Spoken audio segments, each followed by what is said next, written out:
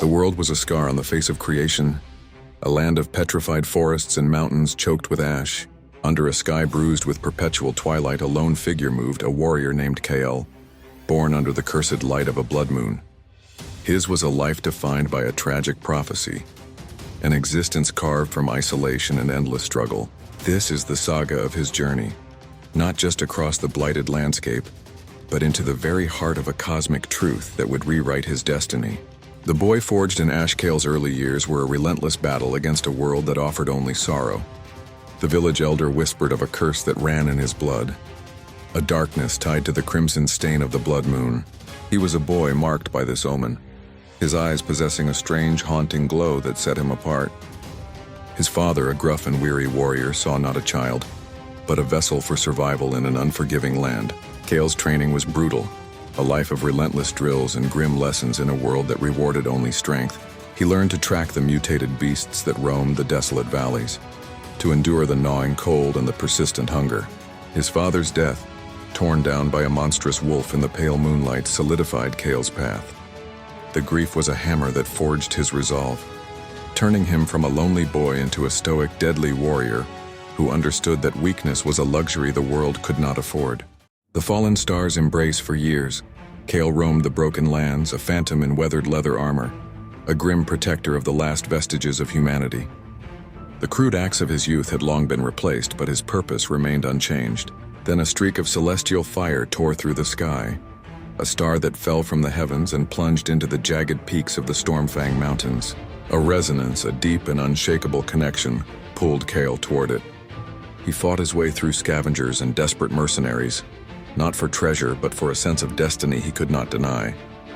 From the heart of the fallen star, he took a fragment of shimmering, otherworldly metal and, over many painstaking moons, forged it into a blade.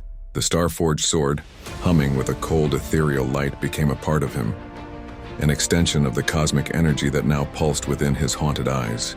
With this new weapon, Kael became a legend, a beacon of hope in the suffocating darkness, believing he was finally fulfilling his purpose, the revelation at the Nexus. But his triumphs were built on a lie. Kael's journey brought him to the Nexus of Whispers, a crystalline spire humming with ancient power. There he met Lyra, the Echo Warden, an ethereal guardian of cosmic balance. She unveiled the shocking truth that shattered his world. The blood moon and the star iron were not separate forces, but two halves of a shattered cosmic entity. His curse was not a mark of evil, but a dormant connection.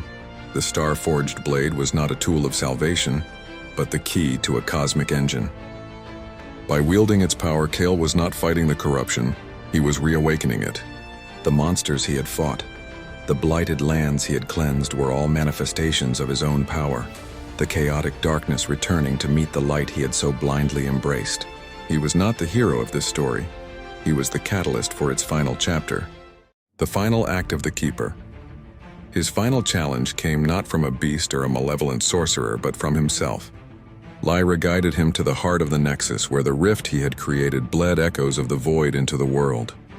He was no longer a destroyer, but a keeper. His final battle was a silent, agonizing dance against the ghosts of his past. The echoes took the form of his fallen father, his grim-faced ancestors, and the terrified villagers he had once failed to protect. He fought them not with brute force, but with a nuanced understanding of his blade's purpose. He used its power not to kill, but to sing a song of balance, a frequency that harmonized with the chaos and returned the echoes to the ether.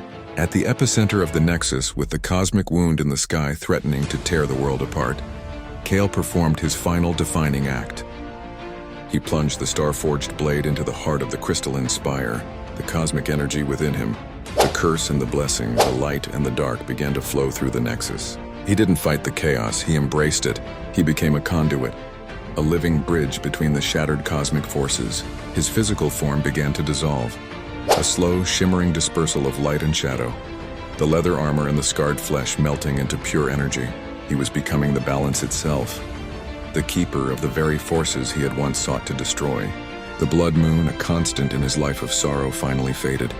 In its place, the night sky healed, filled with the soft, steady glow of a million distant stars. Kael, the lone warrior, was no more, His essence became one with the Nexus, his consciousness a watchful spirit guarding the fabric of reality.